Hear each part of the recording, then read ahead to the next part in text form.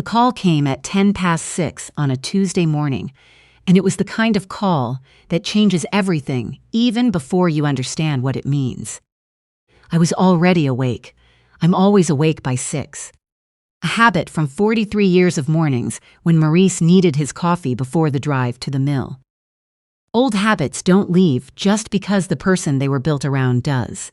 I had my mug in my hands and the kitchen window open a crack, letting in the May air when my phone rang.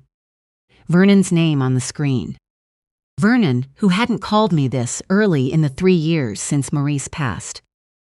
"Vivette," his voice was low. "Careful. You need to listen to me and you need to not ask questions yet.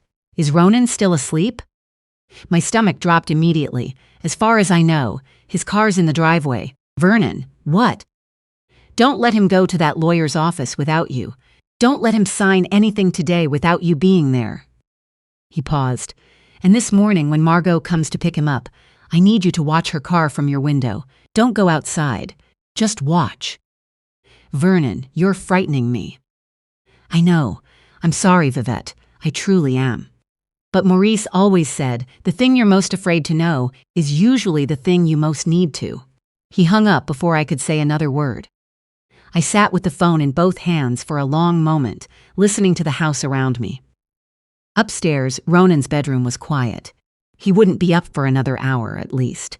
The appointment at the family lawyer's office wasn't until 11. A meeting to review some financial documents before Saturday's wedding. Ronan's idea, he'd told me, to make sure everything was properly disclosed. Not a full pre-nuptial agreement, but a formal acknowledgement of assets coming into the marriage. The house on Woodside Avenue, that had been in our family since 1987. His father's RRSP, which had transferred into trust when my son and daughter-in-law were killed on the 401 4 years ago in January. Things that needed protecting, though I hadn't said so out loud. Ronan had raised the subject himself, which had surprised me, and I'd agreed it was a good idea and left it at that. 8 months of leaving things at that. From the first night, Ronan brought Margot home last September. Something had sat in me the way a stone sits in a shoe. You can walk on it, you can tell yourself it's nothing. But it's there with every step, and it wears a groove you can't unfeel. She was polished, warm, full of the right responses. Asking about my preserves, complimenting the photographs on the mantel, telling Ronan's cousin at Thanksgiving dinner that she'd always wanted to learn to make tourtière from scratch, the way her own grandmère used to. She said all the right things about Guelph, about settling down somewhere real, about how Montreal had started to feel too much like performance and not enough like life. Everything about her said, I belong here. But her eyes moved around the room in a way I recognized. Not admiration, measurement. The artwork, the city view from the back window, the kitchen renovations Ronan had done the previous spring. Her gaze touched each of these things the way you touch something you're considering buying. Not something you're learning to love. I told myself I was being uncharitable. I told myself I was being the exact kind of woman, grandmother, that I'd promised myself I would never become. Ronan was 29 years old. He had survived the unsurvivable. He had raised himself in many ways after his parents died, with only me and Vernon and a few good friends beside him, and he had earned the right to fall in love without his grandmother cataloging every word his girlfriend said. In February, I tried once. I sat him down at this same kitchen table and said, as carefully as I could, Ronan, I don't want to put shadows where you're looking for light. But something doesn't feel settled to me about Margot. Will you let me ask a few questions before you go much further? He'd looked at me with such patience. The patience of a man who has had to be patient about many things, and said, Grand May man, she's the first good thing that's happened since Mum and Dad. Please don't take that from me. And I had looked at his face and I had said nothing more. I had gone home. I had lain awake.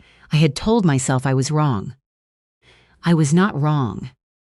But I had no proof, and Ronan would not hear suspicion without proof. So I held my tongue and helped address envelopes and drove with him to the venue in Elora to taste the catering menu. And every time Margot smiled at me across a table, I smiled back.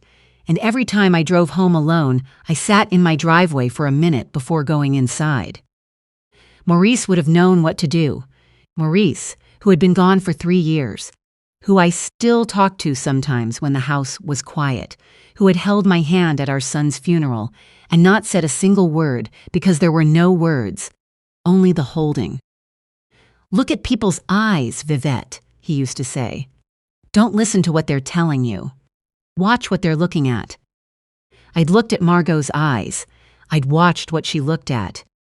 And I'd told myself I was imagining things because the alternative was breaking my grandson's heart with nothing but a feeling. Margot's silver hatchback appeared at the end of the street at 8:30. Earlier than expected, she usually came at 9.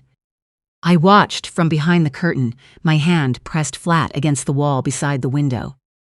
She pulled up to the curb across the street rather than coming into the driveway, which she'd never done before.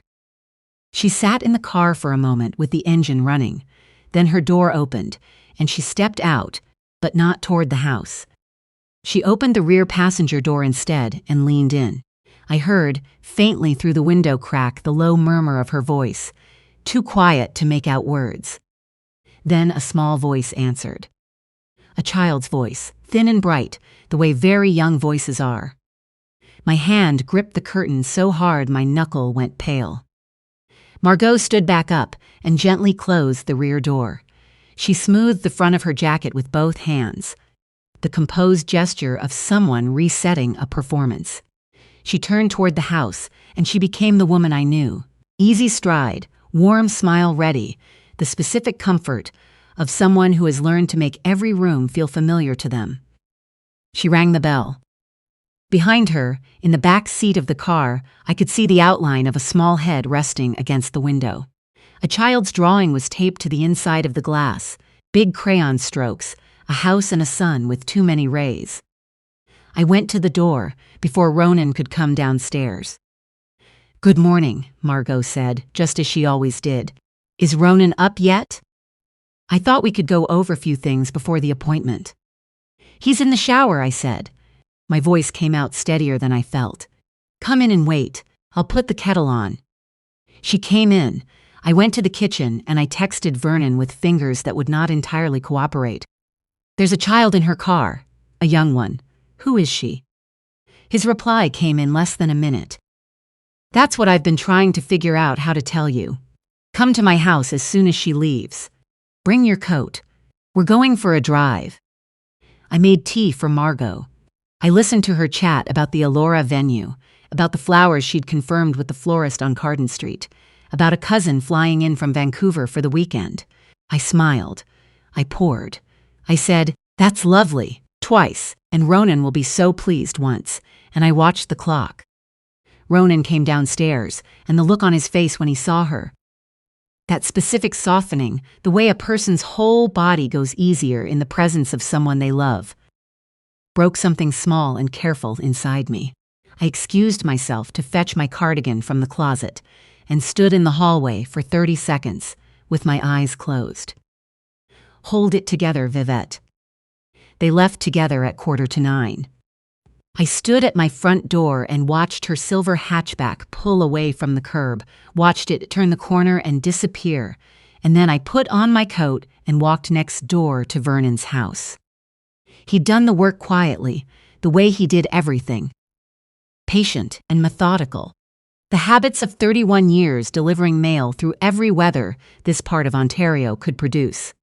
3 weeks before, he'd been visiting his sister in Waterloo, and he'd seen Margot coming out of a townhouse complex near the university. She'd had a small girl with her, and she'd been met at the door by a man who kissed her in the way of someone who has kissed that same person 10,000 times before, without thinking about it. Vernon had written down the address. Then he'd looked up the municipal property registry. Then he'd spent 2 weeks deciding how to tell me. We drove to Waterloo in his Civic, which smelled like pine air freshener and old newspaper and was comfortable in the way that only truly familiar things are. The townhouse complex was tidy, small front gardens, parking pads, a few patios with folding chairs left out. Number 14 had a bicycle with training wheels propped against the railing and a handmade paper sign taped inside the window that said Pippa's Room in several colors of crayon. I stared at that sign for a long time. Stefan Kroll, Vernon said quietly. That's the man's name. I found it through an old Kijiji listing for a parking space at this address. The unit is registered jointly, Margot Renault and Stefan Kroll. 3 years. He paused. The same year she apparently started fresh in Guelph. I did the arithmetic. 3 years ago. The townhouse. A daughter who looked, from what I'd seen through the window that morning, to be 5 or 6 years old. A life running in parallel to the one Margot's had been constructing around my grandson. I need to talk to him, I said. He's with her right now, at the lawyer's office. Vernon looked at me steadily. Vivette, if you walk in there with nothing but what I saw on a street in Waterloo, Ronan is going to choose her. You know that. I knew it the way you know things that hurt to know. Then we need her to show herself, I said, and we need him to help us. Vernon handed me a scrap of paper with a phone number. Stefan Kroll's, from the same Kijiji listing. I called it. It rang 4 times. Then a man's voice, careful, tired in the specific way of someone who has been tired for a long time. Hello? Mr. Kroll, I said. My name is Vivette. My grandson is Ronan. He is currently in a lawyer's office preparing to sign financial documents with a woman I believe you know very well. I think you understand what I mean. The silence that followed told me everything. He didn't ask how I'd found him. He didn't deny it. He said quietly, How did you get this number? That's not what matters right now. What matters is that this is happening today. This morning, and there's still time. I heard in the background a small voice. Daddy, I can't find my other boot. And him stepping away from the phone. 1 minute, sweetheart. Look by the door. Then back to me. She said no one would really be hurt. She said it would be clean and fast and then we'd be free. He stopped. I've been telling myself the same thing for 8 months. And I don't think I believe it anymore. He told me the rest of it. His sister had co-signed a business loan with Margot 4 years ago. A small catering company that had gone under in the first pandemic winter. Afterward, they'd gone to a private lender when the banks wouldn't help, and the lender had turned predatory.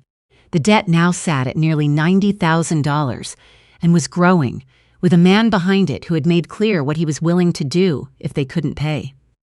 Margot had told Stefan she had a plan. 1 year inside a family with real assets, a joint account, a house, an RRSP and trust, enough to settle the debt and start over somewhere safe. Ronan would be inconvenienced, she'd said, not destroyed. I thought of what Ronan had built from his grief. The house on Woodside Avenue, he'd been restoring 1 room at a time, the way his father had always meant to. The accounts he'd been so careful with, so determined to protect, because they were what his parents had left him, and he understood the weight of that. I thought of him at his parents' funeral, 25 years old, standing very still in a dark coat in the January cold, and how I had stood beside him and not known what to say that could possibly be enough. Mr. Kroll, I said, your daughter is going to grow up, and she is going to ask her father, someday, who he was when it mattered. You still have time to decide what the answer is. A long silence then. Where is the office? I gave him the address. I told him to bring whatever documentation he had. Marriage registration, photographs, anything. I told him I would make sure his daughter was safe, whatever happened next. He said, her name is Pippa. She's 6. He said it the way parents say their child's name when they need you to understand that everything else is secondary to this one fact. I know, I said. Come. Vernon drove to Woolwich Street. We arrived at 10:52. I texted Ronan, I'm downstairs. Please come down before you sign anything. 5 minutes. That's all I'm asking, mon cœur. He replied almost immediately, "Grandmaman? What are you doing here?" "Me please come down first, come alone." A pause, then "Okay, give me a minute." He came down the stairs looking handsome and bewildered in the navy jacket I'd given him for his birthday, and he looked so much like his father in his eyes that I had to hold my breath for a moment before I could speak. "What's going on?" He kept his voice low. "She's going to wonder where I've gone." "Sit down, Ronan." The voice I used when he was 7 and something required his full attention. He sat. I sat across from him, took both his hands in mine, and I told him everything. Not quickly, clearly. The child in the back seat that morning. Vernon's recognition in Waterloo 3 weeks ago. The property registry. The phone call with Stefan Kroll 20 minutes ago. The debt. The plan. 1 year. A joint account. Enough to pay off a dangerous creditor, and then gone. He didn't speak for a long time. He looked at the window. He looked at our hands. He looked at the floor. His jaw worked. "She said she grew up in Montreal," he finally said. "She said she moved here for a fresh start." "I know." She showed me her portfolio. Real client work. She knows what she does, Grandmaman. "I'm not saying every part of her is invented. I'm saying the most important parts are." I held his hands tighter. "Look up the Waterloo Wellington Property Registry. Her name and Stefan Kroll's jointly. 3 years. That's not something I'm imagining. That's a public record." He took out his phone and searched. I watched his face while he read. I watched the specific moment when something shifted behind his eyes. Not collapse, not yet, but the first crack. The kind that lets light through the wrong way. He stood up. "I need to see her." "I know, but wait." The front door of the building opened. Stefan Kroll walked in, holding a large envelope against his chest and his daughter's hand in his other hand. Pippa was 6 years old and wearing a yellow raincoat and had her hair in 2 braids that were slightly uneven in the way that only a parent doing their best alone can produce. She looked around the lobby with serious, interested eyes and then up at her father and said, very clearly, "Daddy, this place smells like paper." "It's a lawyer's office, sweetheart," Stefan said. His eyes found mine, and he nodded once.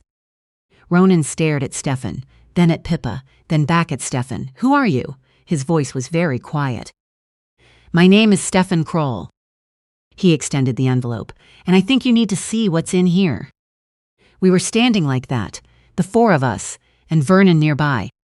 When the elevator opened and Margot walked out, the lawyer a half step behind her. She saw Ronan first, then Stefan, then Pippa. "Mayman!"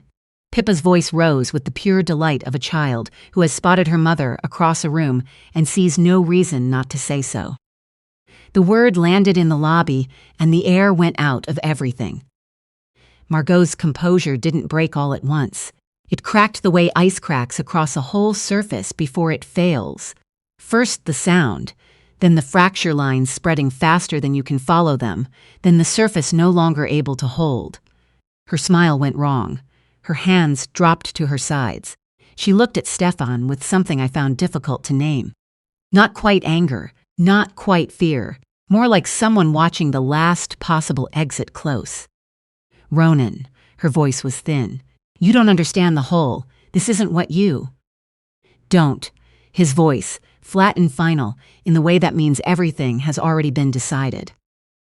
"She always holds my daddy's hand," Pippa announced to no one in particular, looking between the adults with the calm pragmatism of a child who has learned that narrating confusing situations at least gives her something to do.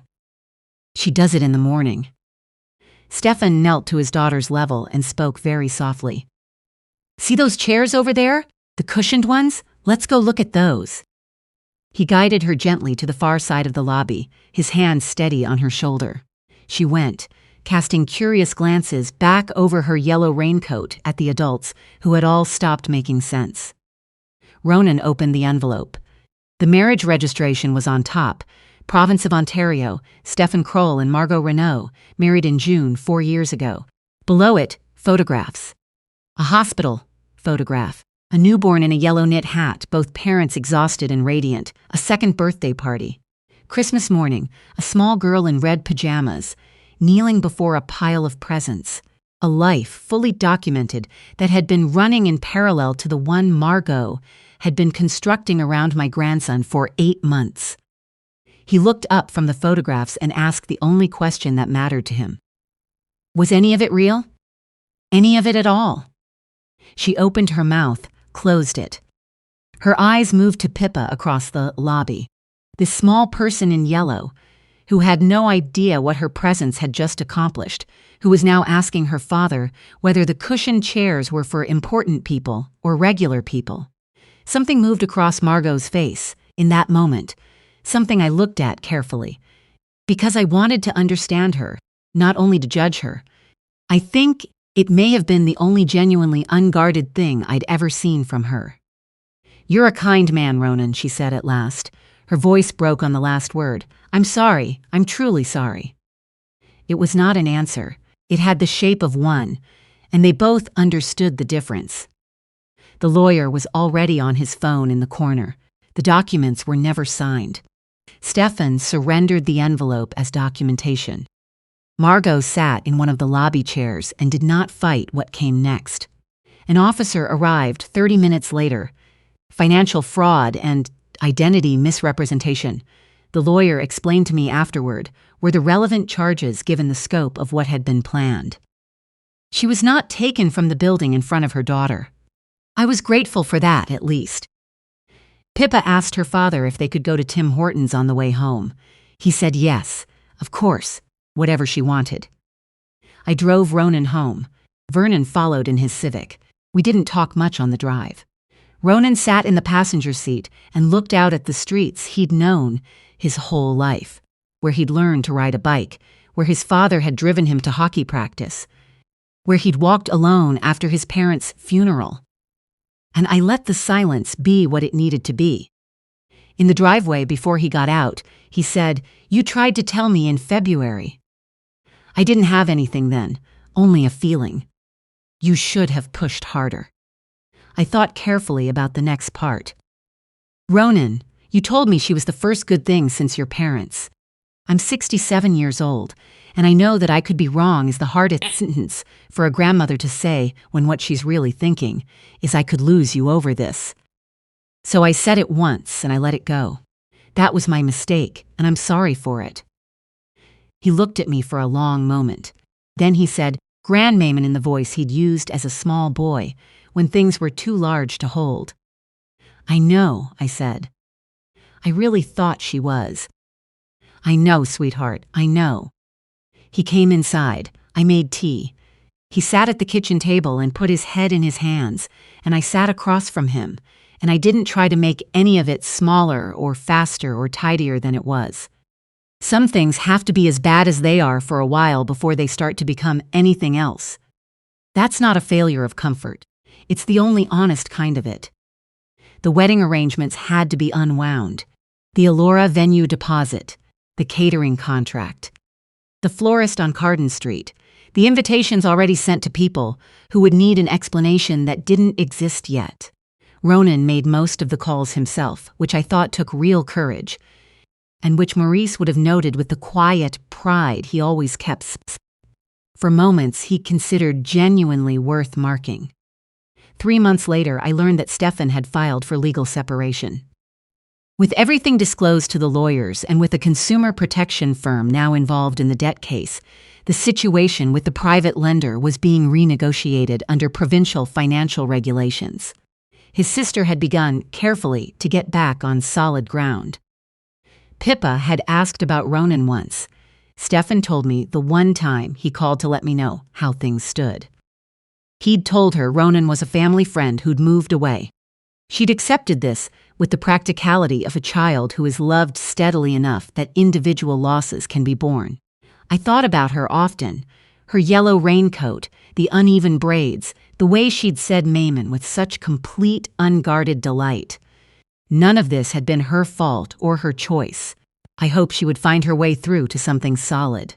Children usually do, if there is one person standing firm beside them while the ground moves. Ronan is different now, not closed. I want to be clear about that. He has not become someone who decided that trusting people was the problem. But he is more careful in the way that good people become when they learn that caution and openness are not opposites, but can be practiced together, like any skill worth having. He restored the front hallway of the house on Woodside Avenue this spring, the way he always meant to. He and his cousin drove out to the Elora Gorge one Saturday in June and came back sunburned.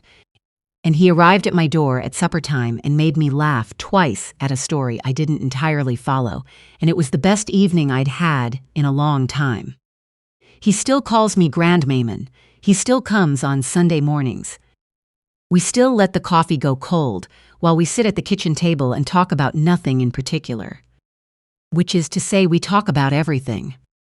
Maurice always said, the conversations that matter most are the ones that look like they don't. Vernon and I have tea on Thursday afternoons now. It started as a thank you and became something else, the way things do when you stop having a reason to keep putting them off. He remembers Maurice in ways I sometimes forget, the particular quality of his stubbornness, the joke he always told at the wrong moment, the way he planted a rosebush along the fence the summer before Ronan's father was. That rosebush came back this year. It always does. I stood beside it on a Thursday evening in July, in the last of the day's light, and I thought about the day's light. I thought about the 6-year-old version of me who didn't know yet that instincts are not imagination. I thought about the 8 months I'd spent talking myself out of the one I was born with. I thought about the 5-minute window between Vernon's call and Ronan walking out that door, and what would have happened if I'd spent those 5 minutes making myself a second cup of tea instead of standing at the curtain. I was lucky. I was given what I needed to act, and I acted. I know that's not always how it goes. I know some grandmothers carry the same certainty I carried for those 8 months and are never handed a Vernon, a name in a property registry, a phone number on a scrap of paper. What I can say to those grandmothers is this: the feeling itself is not nothing. The feeling is data, and the moment someone gives you the smallest piece of something real to stand on, you stand. Maurice would say I was just doing what needed doing. He'd be right, he usually was. But standing in the yard that evening, with the light going amber and the rosebush doing what rosebushes do, I let myself feel it, the full weight of how close it had come. The documents on the table, Ronan's pen in his hand, the 5 minutes that were the difference between a morning I could live with and one I couldn't have. And then I went inside, put the kettle on, and called my grandson just to hear his voice.